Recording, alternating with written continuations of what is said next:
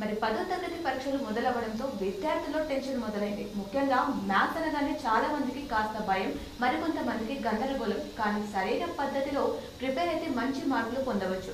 మరి వాటికి సంబంధించిన సూచనలు చేయడానికి మన స్టూడియోలో ఉన్నారు ZPHS Sarangapur school assistant mathematics teacher P Sujatha garu. మరి లేట్ చేయకుండా వారితో మాట్లాడదాం.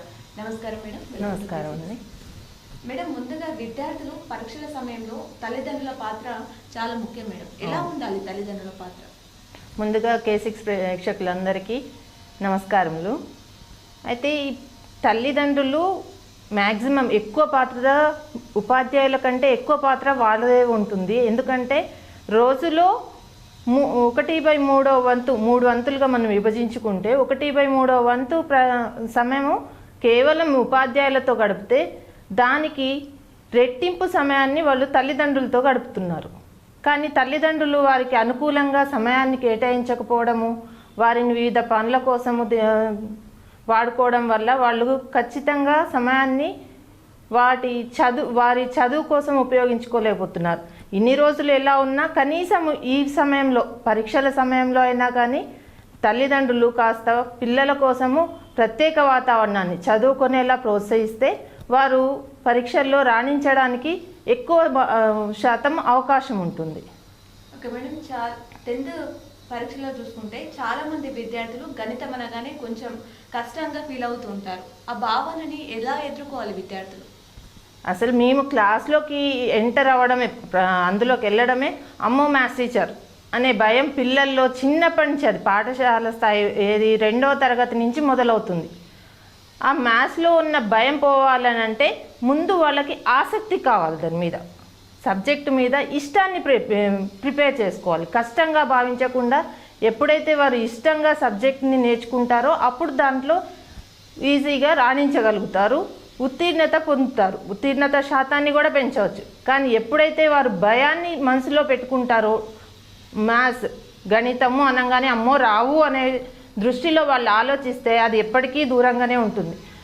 జనరల్గా ఆలోచించాలంటే నేను చిన్నప్పుడు మ్యాథ్స్ అంటేనే దూరంగా ఉండిపోయేదాన్ని. అటువంటి దాన్ని ఒక మ్యాథ్స్ టీచర్ అవుతాను అని నేనే ఊహించలేదు. దాదాపుగా సగం పైగా గణిత ఉపాధ్యాయులంతా కూడా ఎవరు చిన్నప్పటి నుంచి గణితం పట్ల అవగాహన ఉండి ఆసక్తి ఉండి వచ్చిన వారు కాదు. కానీ దాన్ని ప్రోత్సహించే ఉపాధ్యాయుల వల్ల, వారు దాని మీద ఇష్టాన్ని ప్రిపేర్ చేసుకోవడం వల్ల వాళ్ళు దాంట్లో ఉత్తీర్ణత సాధిస్తారు. ఓకే మేడం, మన పాఠశాల స్థాయిలోనే విద్యార్థులపై గణిత ప్రభావం అనేది ఎలా ఉంటుంది? ఇప్పుడు ఇంటర్లో ఏంటంటే మనకి ఇష్టమైన సబ్జెక్ట్ని ఎంచుకునే అవకాశం ఉంటుంది.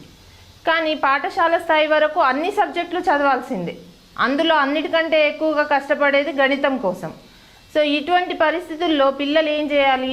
వారికి ఇష్టమైన సబ్జెక్టు వారు ఏదైతే ఈజీగా అనుకుంటారో అది ఎలాగైనా వాళ్ళు సాధించగలుగుతారు. కాబట్టి ఒకరోజు ఒక సబ్జెక్టుకి కేటాయించకపోయినా ఏం కాదు, కానీ ప్రతిరోజు గణితానికి మాత్రం తప్పకుండా సమయాన్ని కేటాయించాలి. అది వాళ్ళు విభజించుకునే దాన్ని బట్టి ఉంటుంది. ఒకవేళ గణితం పట్ల ఆసక్తి ఉండి వాళ్ళు చేయగలిగినా కూడా గణితం అనేది ప్రతిరోజు నిరంతరము చేయాల్సిన కృషి. అది లేనిదే గణితాన్ని సాధించలేము. ఎందుకు అంటే ఒక తరగతి నుంచి ఇంకొక తరగతికి వెళ్ళేటప్పుడు అక్కడ నేర్చుకునే మన విషయం అనేది ముందు తరగతులలో నేర్చుకున్న దాని మీద ప్రభావం ఎక్కువ ఉంటుంది. అక్కడ మనం నేర్చుకున్నది ఇక్కడ అవగాహన ఉంటేనే దాన్ని ఇక్కడ వినియోగించుకోగలుగుతాం. ఒకవేళ వాడు 3వ తరగతి కానీ ఒక 5వ తరగతి చదవకుండా వేరే క్లాస్లోకి వస్తే వేరే సబ్జెక్ట్స్ చదువుకోగలుగుతారు. కాస్త బట్టే విధానం ద్వారా కానీ కొంచెం చదువుకోవడం వల్ల కానీ నేర్చుకోగలుగుతారు. కానీ మ్యాథ్స్ అనేది మెంటల్ ఎబిలిటీ, అది మన ఆలోచన శక్తి మీద డిపెండ్ అయి ఉంటుంది. కాబట్టి వాళ్ళు ప్రతి తరగతిని చదువుకొని ఉండాలి. ఆ తరగతిలో ఉన్నది ఒకవేళ వేరే సబ్జెక్టు మర్చిపోయినా తర్వాత తరగతిలో వాళ్ళు ఏదైనా చదువుకోగలుగుతారేమో. కానీ మ్యాథ్స్ అలా కాదు. అందులో నేర్చుకున్న సూత్రాలు కానీ సబ్జెక్టు కానీ అవగాహన ఖచ్చితంగా ఉంటేనే అది తర్వాత తరగతిలో వస్తుంది. అందులో మన సిలబస్ కూడా సర్పిలా పద్ధతిలో ఉంది. కాబట్టి ఒక చాప్టరు ఉంది అంటే అది చిన్న తరగతిలో కొంతవరకే నేర్చుకుంటాం, ఒక 10%. తర్వాత దాన్ని 20%కి పెంచుతున్నారు, తర్వాత 30%. అలా తరగతులు పెరుగుతున్న కొద్దీ సబ్జెక్టు యొక్క కఠిన స్థాయిని కూడా పెంచుకుంటూ పోతున్నారు.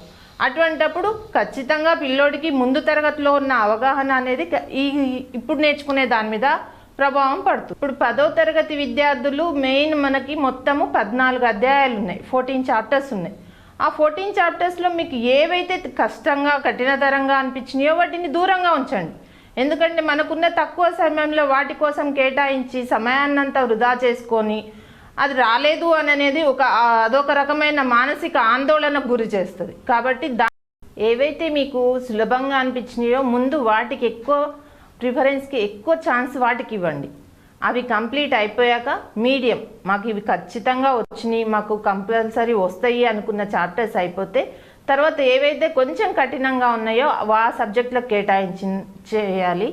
ఇంకా మాకు సమయం ఉంది అనుకున్నప్పుడే కఠినమైన చాప్టర్లు ఏవైతే ఉన్నాయో వాటికి సమయాన్ని ఇవ్వాలి. మెయిన్ మీరు ఉపాధ్యాయుల యొక్క సహాయం మాత్రం తీసుకోవడం మర్చిపోకండి. ఎందుకంటే ఇన్ని రోజులు చేసిన కృషి వేరు, ఈ 3-4 రోజుల్లో మీరు చేసిన కృషి మీ ఫ్యూచర్ భవిష్యత్తు మీద ప్రభావాన్ని చూపిస్తుంది. కాబట్టి ఇన్ని రోజులు ఏ విధంగా ఉన్నా ఈ కొన్ని రోజులు మాత్రం జాగ్రత్తలు తీసుకొని చదివితే మంచి ఉత్తీర్ణత శాతాన్ని పొందుతారు. ఓకే మేడం, మనకి ఇప్పుడు చూసుకుంటే ఈసారి కొత్తగా పరీక్షకి 4 రోజుల మధ్య గ్యాప్ ఉంది. ఇంగ్లీష్ పరీక్ష తర్వాత మ్యాథ్స్కి మధ్యలో 4 రోజులు గ్యాప్ ఉంది మేడం. ఎలా ఉపయోగించుకోవాలి విద్యార్థులు దాన్ని? ఈ 4 రోజుల సమయాల్లో పరీక్షకి ముందు రోజు మాత్రం బుక్కుని అస్సలు ముట్టకండి, దానికి వీలైనంత దూరంగా ఉండండి. కాకపోతే ఇప్పుడున్న సమయంలో మీరు చేయాల్సిన పని అన్ని చాప్టర్ల నుంచి ఏవేవైతే ఫార్ములాస్ ఉన్నవేమో మనకి ఆ చాప్టర్స్లోని ఫార్ములాస్ అన్నీ ఒక బుక్లో రాసుకోండి. ఆ 4th డే రోజు మొత్తం ఫార్ములాస్ని ఒకసారి రివైండ్ చేయండి, వీలైతే ఒకసారి చూడకుండా రాసుకోండి. మెయిన్ ఇక మిగిలిన 3 రోజుల్లో ఫస్ట్ ప్రిఫరెన్స్ స్టాటిస్టిక్స్కి ఇవ్వండి. ఎందుకంటే మనకు అందులో మీన్, మీడియన్, మోడ్ ఖచ్చితంగా ఒక 6 మార్క్స్ క్వశ్చను అండ్ ఒక ఫార్ములా అడిగి దాన్ని విశదీకరించడంలోని ఒక 4 మార్కులు వస్తున్నాయి. కాబట్టి మ్యాక్సిమం ఒక 10 to 12 మార్క్స్ మనం ఓన్లీ స్టాటిస్టిక్స్ నుంచే గెయిన్ చేయగలుగుతున్నాము. సో ఫస్ట్ ప్రిఫరెన్స్ స్టాటిస్టిక్స్కి ఇవ్వండి. Next go to probability also easy, but దానికి కూడా మెయిన్ మీరు కన్ఫ్యూజ్ అయ్యేది ఎక్కడ అంటే prime numbers, composite numbers and even, odd, something ఇట్లాంటివన్నీ కన్ఫ్యూజ్ చేస్తాయి మీకు కొద్దిగా. ఆ నెంబర్స్ ఏంటి అనేవి కొంచెం ఆలోచనలో ఉంచుకోండి. మెయిన్ కార్డ్స్ మీద డిపెండ్ అయిన ప్రాబ్లమ్స్కి ఎక్కువ స్కోప్ ఉంటుంది. అభ్యాస దీపికకి ఎక్కువ ప్రిఫరెన్స్ ఇవ్వండి. అది కూడా ఏ గ్రేడ్ స్టూడెంట్స్ అయితే better to go to model పేపర్స్ని ప్రాక్టీస్ చేయండి. నెక్స్ట్ బి గ్రేడ్ వాళ్ళు మాత్రం Abhyasa Deepika, B and C grade students Abhyasa దీపికకి ఎక్కువ ప్రిఫరెన్స్ ఇవ్వండి. అది మనకి వాళ్ళు ఇచ్చింది ఓన్లీ మిమ్మల్ని దృష్టిలో ఉంచుకొనే విద్యార్థుల కోసమనే ప్రిపేర్ చేశారు. సో అందులో ఉన్న problems each and every problem చేయండి. ఆఫ్టర్ ప్రాబబిలిటీ గో టు సెట్స్లో కూడా అంతే, సేమ్ ఇవే మిమ్మల్ని కన్ఫ్యూజ్ చేసేవి. Prime numbers, composite numbers and natural numbers, whole numbers, types of నెంబర్స్లో చాలా కన్ఫ్యూజింగ్ ఉంటాయి. సో వాటిని ఒక్కసారి రివైండ్ చేసుకోండి అండ్ అభ్యాస దీపికలోని ప్రాబ్లమ్స్ చేయండి. After that the main thing is graph మాత్రం ఖచ్చితంగా ఇచ్చే question. And graph and construction maybe from similar triangles కావచ్చు లేదా సీకెంట్స్ అండ్ టాంజెంట్స్ అనే చాప్టర్ నుంచి కావచ్చు. సో ఈ 2 చాప్టర్స్లో మనకి మొత్తం కలిపి ఒక 6 కన్స్ట్రక్షన్స్ ఉన్నాయి. సిమిలర్ ట్రయాంగిల్స్లో అయితే ఒకటి క్రమభిన్నము, ఇంకొకటి అపక్రమ భిన్నము, proper fraction and improper fractions మీద డిపెండ్ వస్తాయి. అండ్ ఇంకొకటి మిక్స్డ్ ఫ్రాక్షన్, ఈవెన్ అది మనం మామూలుగా ఇంప్రాపర్ ఫ్రాక్షన్స్లోకి కన్వర్ట్ చేసుకొని చేయొచ్చు. సో ఓన్లీ ఆ 3 constructions and even in secants and టాంజెంట్స్లో కూడా 3 కన్స్ట్రక్షన్స్. ఈ 6 కన్స్ట్రక్షన్స్ నేర్చుకుంటే 6 marks guarantee. And even statistics also you will gain 10 marks compulsory. Next సెట్స్లో ఒక 6 marks. So you will get easily pass marks. ఎవరైతే మ్యాథ్స్ మాకు hard, కష్టము, ఇన్ని రోజులు మేము సమయం కేటాయించలేకపోయాం మ్యాథ్స్కి అని బాధపడేవాళ్ళు ఓన్లీ ఫోకస్ ఆన్ దీస్, వీటి మీద మాత్రమే ఫోకస్ చేయండి. Statistics, probability, sets, construction and next graph. ఇవి చేస్తే easily you can get 30+ marks. మీకు ఈ ఒక 5 చాప్టర్స్ నుంచి 30+ మార్క్స్ వచ్చేస్తాయి. సో ఏం టెన్షన్ పడడానికి ఉండదు. And each and every question also you try to attempt it. Try చేయడానికి ప్రయత్నం చేయండి. ఎందుకు అంటే, అండ్ నేను 4th డే మీకు ఒక విషయం చెప్పాను, ఫార్ములాస్ అన్నీ ఒక బుక్లో రాసుకోండి, ఆ రోజు చదవండి, నైట్ మాత్రం వితౌట్ ఎనీ టెన్షన్స్ హాయిగా పడుకోండి. ఎందుకంటే నేను ఇంకా ఆ చాప్టర్ చేయలేదు, ఈ ప్రాబ్లం చూసుకోలేదు, ఈ ఫార్ములా ఏంటి, అక్కడ ఎగ్జామ్ సెంటర్లో ఎవరో ఒకళ్ళు అడుగుతారు మిమ్మల్ని, అరే ఈ ఫార్ములా ఏంట్రా, సర్ఫేస్ ఏరియా ఫార్ములా ఏంటి, అది ఏదో గుర్తు చేస్తారు, మనకి ఎక్కడ లేని టెన్షన్ వచ్చేస్తుంది. సో అవన్నీ పక్కన పెట్టేసేయండి, ఎవ్వరు ఏమన్నా మాట్లాడుకోండి, మనకి ఏది గుర్తు రాదు. ఎగ్జామ్కి వెళ్ళాక కూడా కొంచెం టెన్షన్ అనిపించింది, జస్ట్ రిలాక్స్ అవ్వండి, కళ్ళు మూసుకొని కొంచెం ఒక 5 minutes రిలాక్స్ అవ్వండి, మీకు హాయిగా ఉంటుంది, అప్పుడు అటెంప్ట్ చేయడానికి ట్రై చేయండి. అండ్ ఆ ఫార్ములాస్ కనుక మీరు చదివితే ఈవెన్ మెన్సురేషన్లో వచ్చేవి, అది వాల్యూమ్ అడుగుతున్నాడా, సర్ఫేస్ ఏరియా అడుగుతున్నాడా, జస్ట్ మీకు ఇచ్చిన వాల్యూస్ అన్నీ స్టెప్ వైజ్ రాయండి. అండ్ నెక్స్ట్ ఆ ఫార్ములా, రిలేటెడ్ ఫార్ములా ఏదో కింద రాయండి. Better you will get 2 marks from that. మీరు ఆన్సర్ చేయలేకపోయినా సరే జస్ట్ అవి అటెంప్ట్ చేసి ఓన్లీ ఫార్ములా రాసిన 2 marks వస్తాయి. And while in the case of కన్స్ట్రక్షన్లో రఫ్ డయాగ్రామ్ విషయంలోనే చాలామంది తప్పు చేస్తున్నారు. మొత్తం కన్స్ట్రక్షన్ చేస్తున్నారు, కింద వెరిఫికేషన్ చేస్తారు, ఆఫ్టర్ కన్స్ట్రక్షన్ స్టెప్స్ రాస్తున్నారు. బట్ రఫ్ డయాగ్రామ్ ఎప్పుడైతే మీరు మర్చిపోతారో అక్కడ మీకు 1 mark లాస్ చేస్తారు. And next in graph also scale must be compulsory. Scale రాయకపోతే కూడా 1 mark క్యాన్సిల్ అవుతుంది. సో చిన్న చిన్న విషయాలే, కానీ తర్వాత అయ్యో ఎవరు క్లెవర్ స్టూడెంట్స్ కూడా మేమేదో A1 గ్రేడ్ వస్తుంది అనుకున్నాం, 10/10 వస్తాయి అనుకున్నాం మేడం, రాలేదు అని తర్వాత ఫీల్ అవుతారు. బట్ చేసేవి చిన్న చిన్న మిస్టేక్స్ ఉంటాయి. Each and every one after completing the total paper better to go to the options. మిగిలిన మీకు చాయిస్ ఏవైతే ఉన్నాయో ఆ ఆప్షన్స్ కూడా వెళ్ళి అవి కూడా కంప్లీట్ చేసుకోండి. అండ్ నెక్స్ట్ ఒకసారి రివైండ్ చేయండి అన్ని కరెక్ట్ రాసామా లేదా అనేది.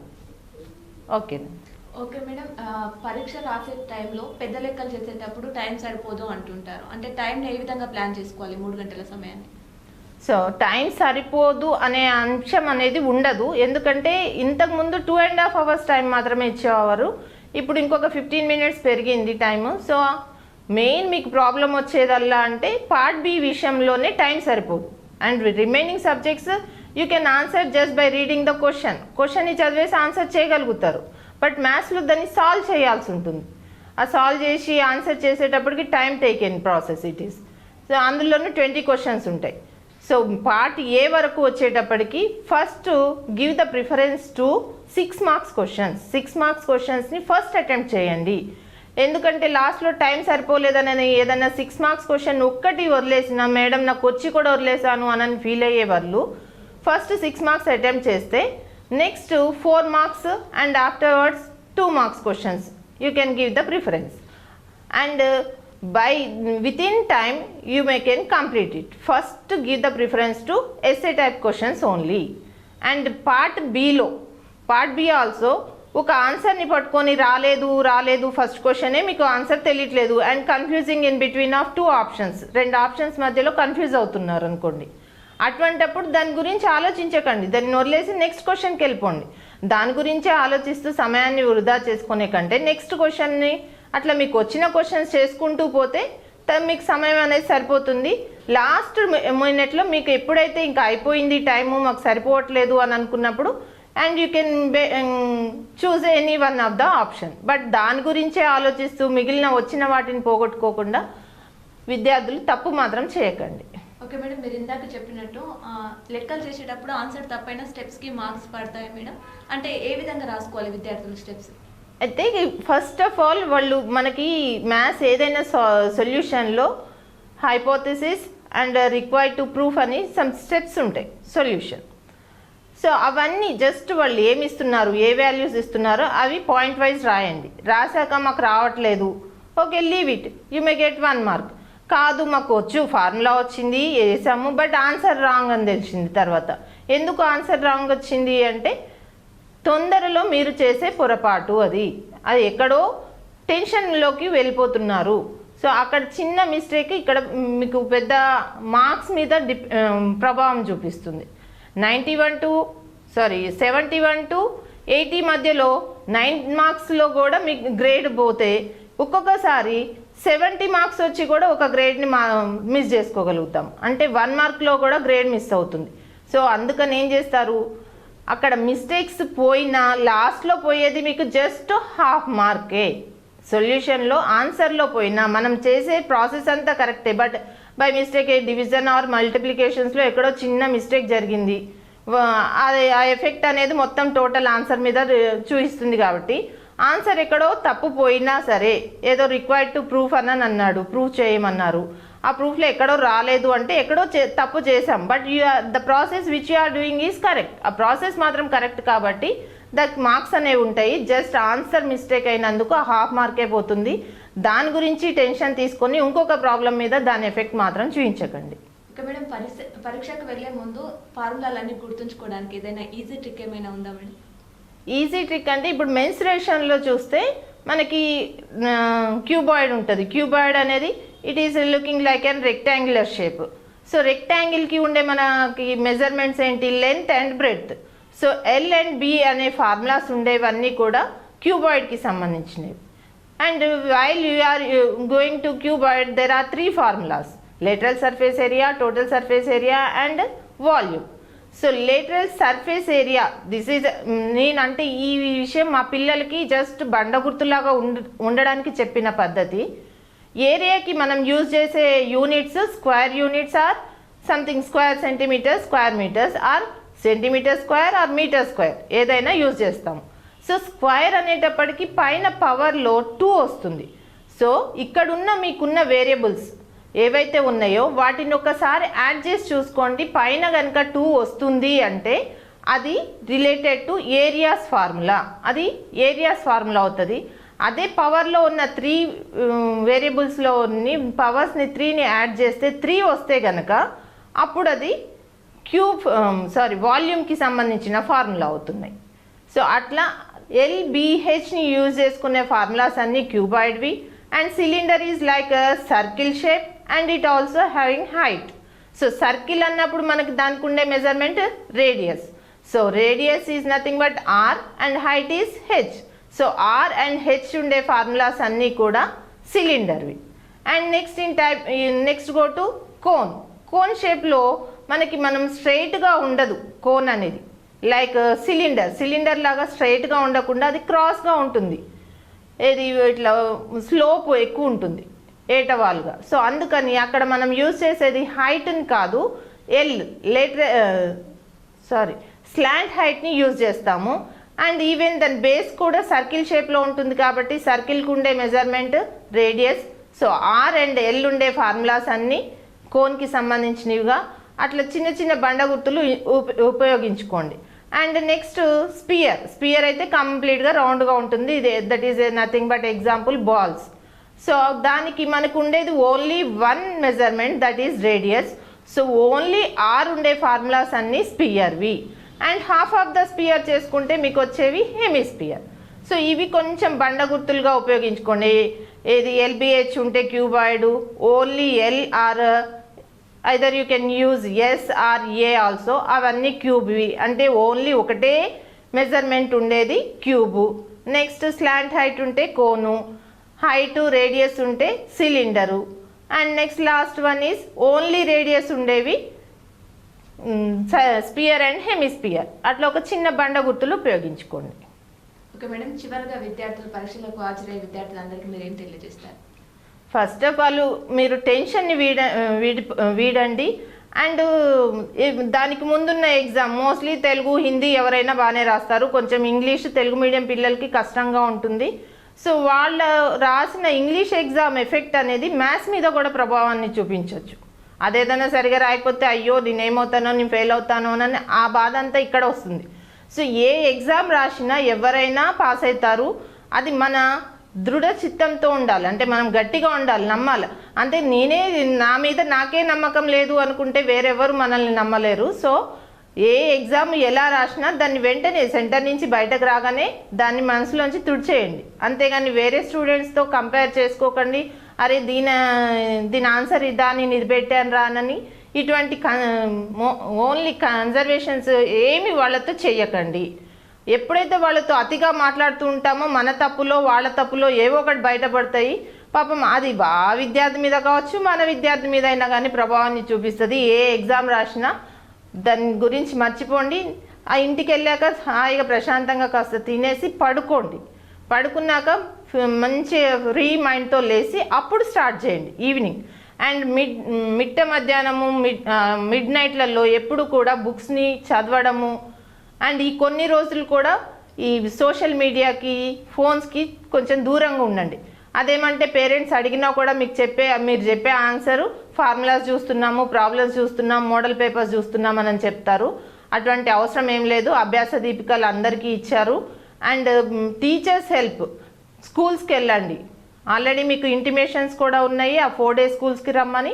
స్కూల్స్కి వెళ్ళండి. మీకున్న ఏ టాపిక్ అయితే కష్టంగా ఉంది దాన్ని ఈజీగా ఫైండ్ అవుట్ చేయడానికి, సొల్యూషన్ చేయడానికి ఇంకా ఏమన్నా మెథడ్స్ టీచర్స్ కూడా నేర్చుకొని చెప్తారు లాస్ట్ మూమెంట్లో. సో స్కూల్కి వెళ్ళండి. ఇంటి దగ్గర సమయాన్ని అనవసరంగా వృధా చేయకండి. ఓకే మేడం, మ్యాథ్స్ పరీక్ష ఏ విధంగా రాయాలి, మ్యాథ్స్లో ఫార్ములాలు ఏ విధంగా గుర్తుంచుకోవాలి, ఎలా రాస్తే మార్క్స్ ఎక్కువగా వస్తాయనే వివరాలు తెలియజేశారు. మీరు ఇచ్చే సలహాలు విద్యార్థులకు ఎంతో ధైర్యాన్ని ఇచ్చాయని భావిస్తున్నాను madam. Thank you madam. Thank you. Okay, ఇది ఈరోజు సబ్జెక్ట్. మరో సబ్జెక్ట్తో మీ ముందు ఉంటాం. చూస్తూనే ఉండండి మీ K6.